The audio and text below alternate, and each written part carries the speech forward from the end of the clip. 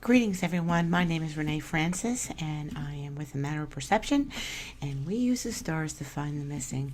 And in this video we're going to take a look at a missing female out of Redding, California, Sherri Papini.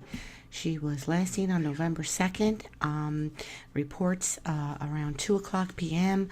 That's a little tough. Seems like some of the reports coming out change, but I don't think that this young lady would have not picked up her children from daycare, and I'm thinking that could probably very well be that 2 o'clock might look good. That someone said that they actually saw her on Sunrise Drive. So that's the chart we're going to use, and what we're going to do is we're going to draw out all the patterns for the planets at the time for not only when she disappeared, which is this inner ring, but we are also going to take a look at her own birth stars over this in the outer ring.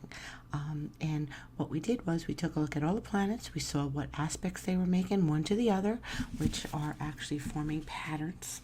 And we take the stars, we flip them 90 degrees, we put them at ground level, and then we erect the patterns onto a map of the area to show the possibilities of where to do some searches. Okay, so let's just go back up here, and we are going to take a look at the case of Laura Grant. She was a female out of Columbus, Ohio, back in 1996. I actually worked on this case when it happened, and she had just moved out of a living arrangement with her boyfriend at the time and got her own apartment. They were breaking off, and she went and bought a used washer and dryer from a gentleman named Jason Sexton, and he and his cousin Terry Litchfield delivered the washer and dryer to Laura's house on May 28th in 1996, and they delivered earlier part of the afternoon, but they didn't have the tools to hook up the gas dryer, so they were going to return to get the tools and come back and hook it up. Meanwhile, Laura left and had to go and run out and get the part of the venting for the gas dryer for when they came back, because they didn't bring that either, so they told her that she had to go buy that. Anyway, before she did that, she had picked up stuff at her old apartment, and her boyfriend at the time had known that she was going to do this errand for the gas piping, and that these gentlemen were going to return to finish installing it. So the police did have leads right away when she didn't show up for work the next day. Anyway, what happened here is that this is the red target is where Laura lived, and this white target up here is where her remains were recovered. She was wrapped in the quilt from her bed, weighed down with 2 blocks of cement 40 feet deep into the Hoover Reservoir. Anyway, at the time of when the neighbor heard screams at 12:30 coming from Laura's apartment, the moon was 6 degrees and 52 minutes of the air sign Libra, and it was 7.37 miles as the crow flies from Laura's apartment to the Hoover Reservoir. The sun was also holding the 7th degree of Gemini and giving us this distance. This bearing, okay, from this point to the Hoover Reservoir was 27 degrees true north. Okay, which can otherwise be expressed as 27 degrees Aries. At the time of her disappearance, Venus and Neptune were both holding the 27th degree of their respective sign signatures. Venus was 27 degrees of Gemini, and Neptune was 27 degrees of Capricorn. So here we had the moon and the sun actually gave us the distance to her remains, and in the matter of direction, both Venus and Neptune gave us the bearing. This is Neptune pulling out to 27 degrees Capricorn, which is a cardinal sign which would square Aries. So Neptune at the time was squaring the point of where she was recovered. Laura Grant, when she was born, okay, we also used the victim's birth stars. From this point to this point, this is her abductor's residence. This is also where she had went to go buy the used washer and dryer. Anyway, when Laura was born, she had her Saturn was 12 degrees of Taurus, and from this point to this point, is 12 miles. The planet Jupiter at her birth was measuring 208 degrees of Scorpio, which is the bearing from this point to his residence. So again, we had Laura's own birth stars giving us distance and giving us bearing. Okay, let's go and look at, we're going to look at another young female. I'm looking at young females because we're looking at adults with Sherri Papini, so I won't show any of the kids because sometimes those cases are a little bit different. Anyway, Jaclyn Vandagriff, this is a Denton, Texas case. This was just a poor little choice on her point. She met Charles Dean Bryan in a bar. They were seen leaving the bar at 9:46 on camera, and this was on September 14th. Okay, so actually she met him on the 13th. Her remains were found on the 14th. Anyway, if we go down here to the map, we're going to see that the chart for 9:46 when Vandagriff was seen leaving the bar with Bryant, Mercury was 169 total degrees of longitude at 19 degrees Virgo. That is this point of the bar to where he put her remains, and that red vector line is 169 total degrees of longitude, heading from here to her remains. Venus at the time was 18 degrees of Libra, and it was 18 miles from this point to this point where her remains were found. Also at the time, Mars was 21 degrees Sagittarius. That totals 261 total degrees of longitude. But if we invert this number to 216, that is this bearing going right down to his residence. So sometimes we can actually play around with the numbers by inverting them, because to the universe, these numbers are the same. And remember that when we measure the planets and their total degrees of longitude, we can only go from 0 to 360 because that is the complete circle.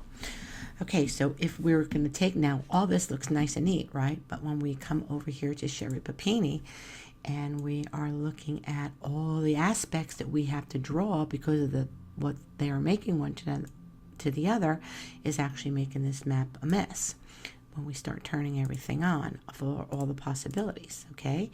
So it gets a little frightening, it gets a little discouraging. So what I want you to know is every time you come to this page, you refresh it. You never know if we're back in working on it and you want the latest updates. So always refresh. I can't stress that enough.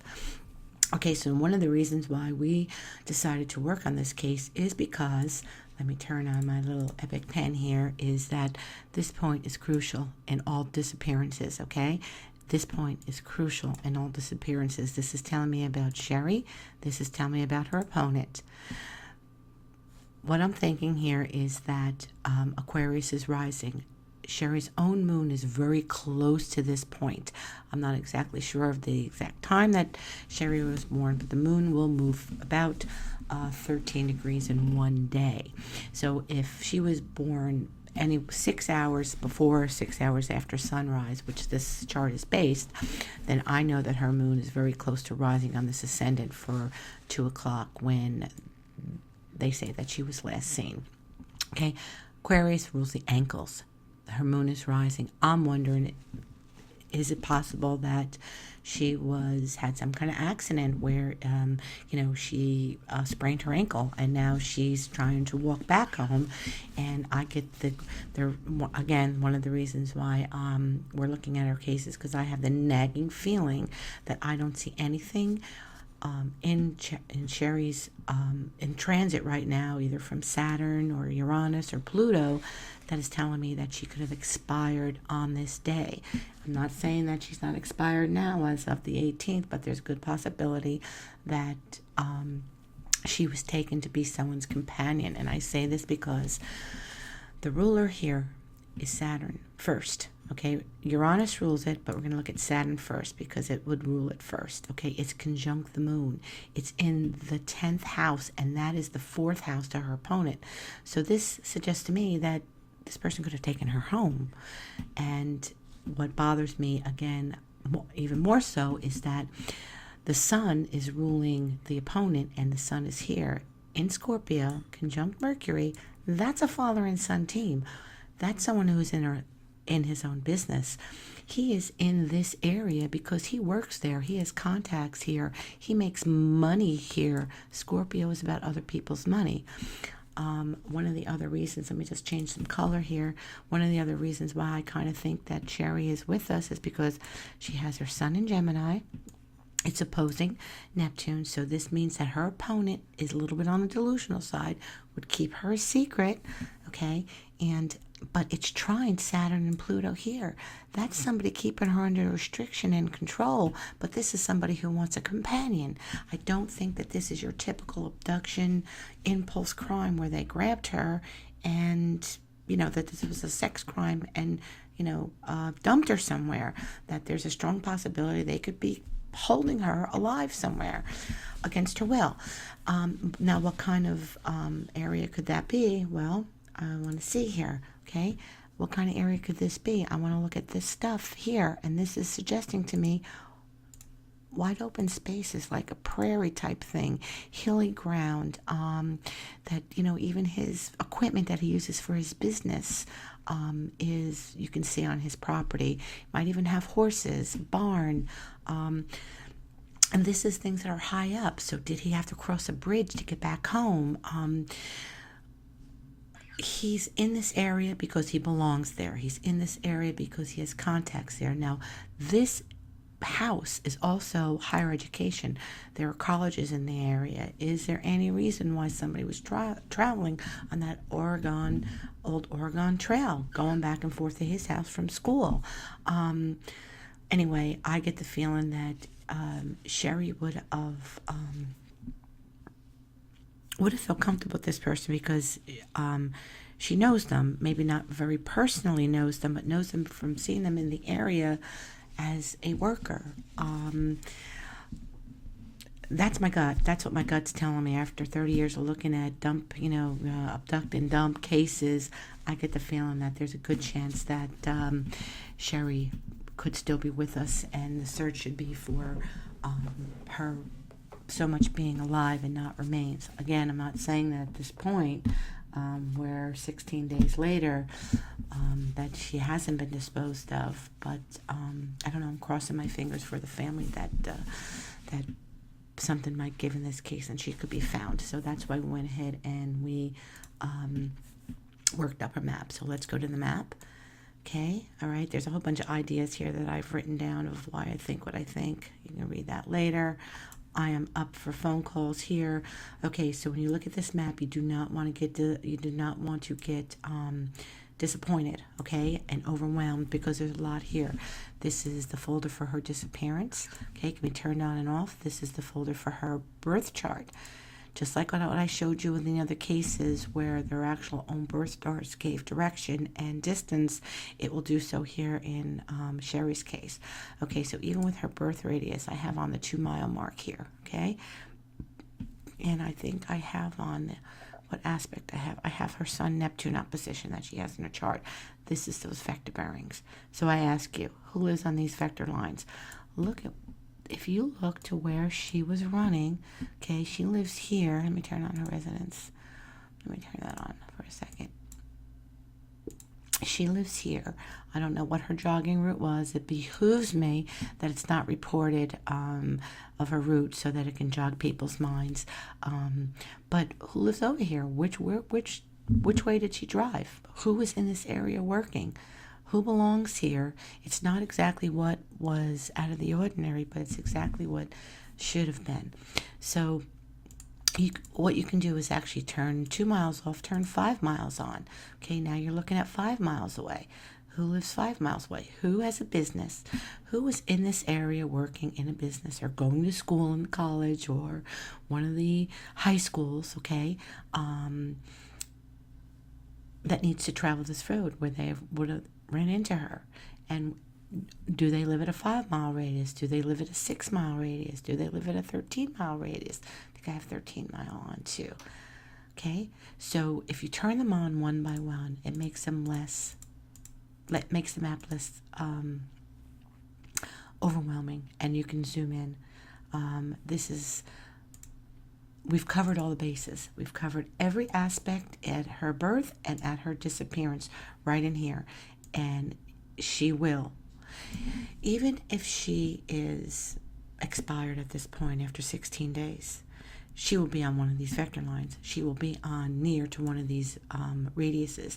Now, when I say on the vector line, it could very well be on this side or this side, not directly on it. If you explore some of the solved cases here, you'll see how they just fall a little bit short of the radiuses or over them, and same with the vector lines. All you have to do is turn them on and turn them off and look at it. I actually have hotspots that I like, that I'm looking at, okay? I want to know, I pay attention to, pieces of property. I'm thinking if he took her back home, he took her to property that has to climb a little bit of a hill to get there. Could have horses on this property. Could very well have a barn on this property, 4 horses,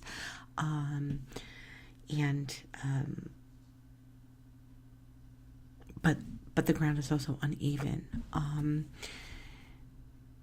So you can actually turn some of these on, make them smaller, and then zoom into them, and then turn on different lines. You have to work it. It's not supposed to be just something that you look at once.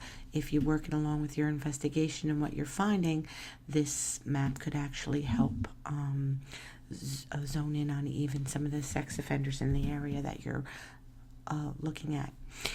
Anyway, if you're looking at this map and you live in any of these areas, maybe you can keep your eyes open for something that just doesn't seem right.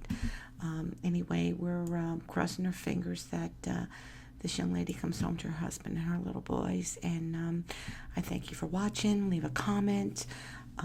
If you have a question, please, you can ask. But there may be something I didn't cover. But we are hoping for blessings to her family, and that she is found and she is brought home. And God bless.